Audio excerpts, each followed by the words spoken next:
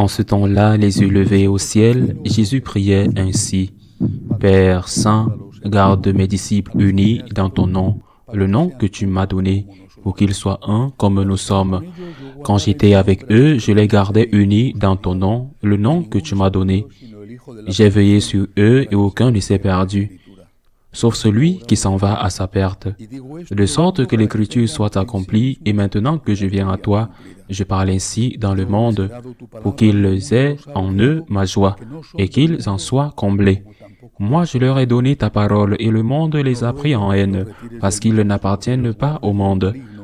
De même que moi, je n'appartiens pas au monde, je ne prie pas pour que tu les retires du monde, mais pour que tu les gardes du mauvais. Ils n'appartiennent pas au monde, de même que moi, je n'appartiens pas au monde. Sanctifie-les dans la vérité, ta parole est vérité. De même que tu m'as envoyé dans le monde, moi aussi je les ai envoyés dans le monde, et pour eux, je me sanctifie moi-même, afin qu'ils soient eux aussi sanctifiés dans la vérité. Acclamons la parole de Dieu. Aujourd'hui, l'Église célèbre la mémoire liturgique de Saint Isidro Labrador, travailleur, patron de la ville où je suis né, Madrid, et patron des agriculteurs. C'est un bon jour pour méditer sur l'importance du travail, bien sûr. Ce n'est pas le seul jour.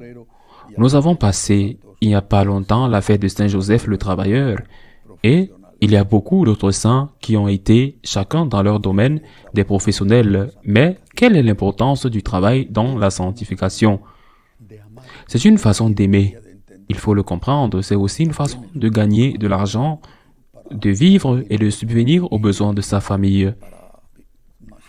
Mais ce doit être avant tout une façon d'aimer, une façon de servir. Sans cela, je crois, du moins, que le travail n'est pas compensé par l'argent que l'on gagne. Bien sûr, si l'on gagne peu, ou si les conditions de travail sont mauvaises, beaucoup moins, et il me semble que Saint Isidro est l'exemple, il en est l'exemple à Madrid. À l'époque, Madrid était une petite ville, peu de temps après avoir été conquise par les Arabes. Enfin, il y a eu un moment où elle a été reconquise par les Arabes et Saint Isidro, un chrétien mozarabe, l'un des chrétiens qui vivaient en territoire musulman, a dû quitter la ville dans les montagnes pour ne pas être puni.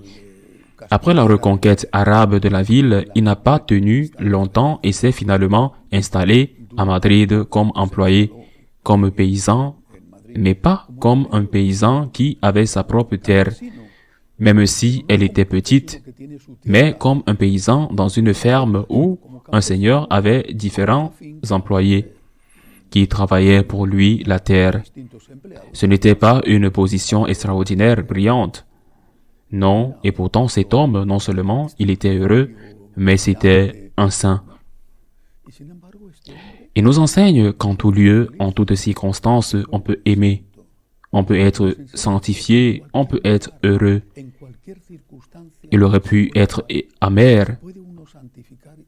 Mon employeur a des terres, je n'ai rien. Je suis sûr que la maison où il vivait était très humble. Il vit dans une maison plus riche.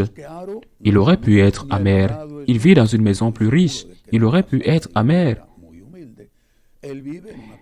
Il aurait pu être très amer, mais il ne l'a pas été. Il a fait ce qu'il avait à faire. Et parmi les choses qu'il avait à faire, c'était de travailler et de prier, et de prier. Et cet homme simple a souffert, non pas à cause de son patron ou d'un tyran, d'un propriétaire esclave, mais à cause de ses compagnons qui étaient envieux de lui.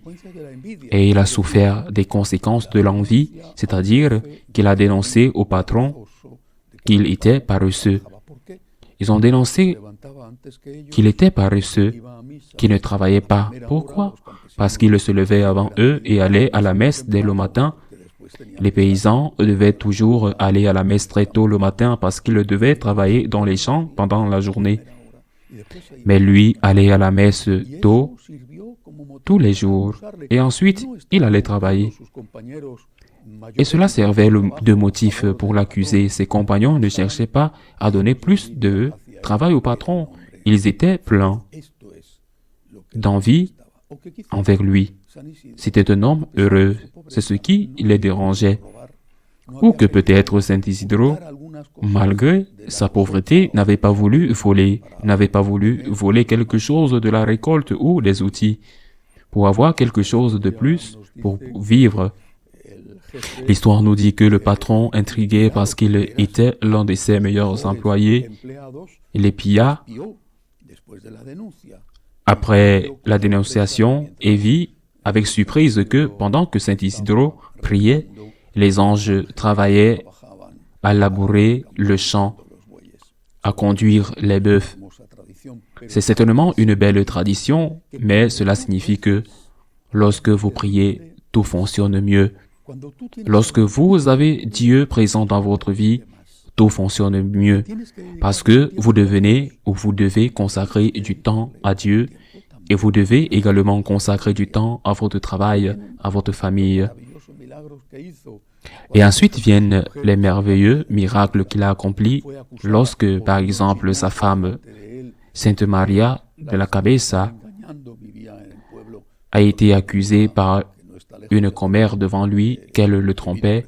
Elle vivait dans la ville de Torre Laguna, qui n'est pas loin de Madrid. À cause de cela, Isidore, avec la cape, a été porté par le vent jusqu'à Torre Laguna pour saluer sa femme et lui dire qu'il avait confiance en elle. Ou lorsque son fils est tombé dans le puits et qu'il a commencé à prier et que l'eau du puits est remontée. Les miracles des saints. Mais le premier miracle était celui-ci, prier et travailler. Et c'est ce qu'il enseigne à chacun d'entre nous. Transforme ton travail en un chemin de sanctification et rends-le heureux. Ne considère pas le travail comme une malédiction, même si ce n'est pas le travail idéal, même si c'est un travail qui ne te satisfait pas.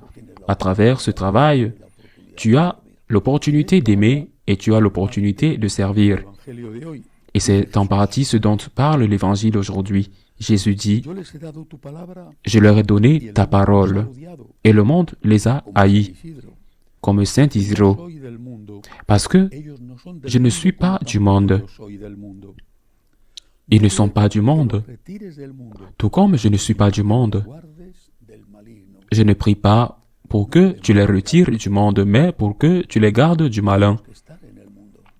Nous ne pouvons pas nous retirer du monde, nous devons être dans le monde, même les moines et les moniales croîtraient.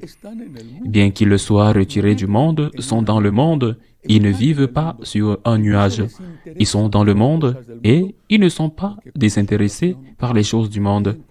Parce qu'avec leur prière, si les choses vont mal, comment iraient-elles sans cette armée d'hommes et de femmes consacrés qui se consacrent à demander chaque jour la miséricorde du Seigneur?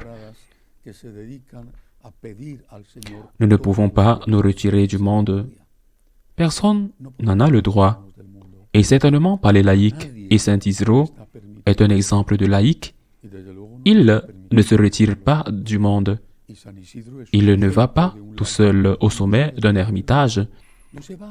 Il a sa famille, il a son travail. Et il donne un témoignage de la façon dont un chrétien vit dans ces circonstances. Certainement, il y en a eu, mais dans ces circonstances qui ne sont pas faciles et n'étaient pas faciles, nous devons être dans le monde avec Dieu. Nous devons être dans le monde sans être du monde, c'est-à-dire que nous devons être dans le monde sans nous laisser contaminer par l'idéologie du monde. Afin d'être dans le monde, la lumière et le sel. Ainsi soit-il.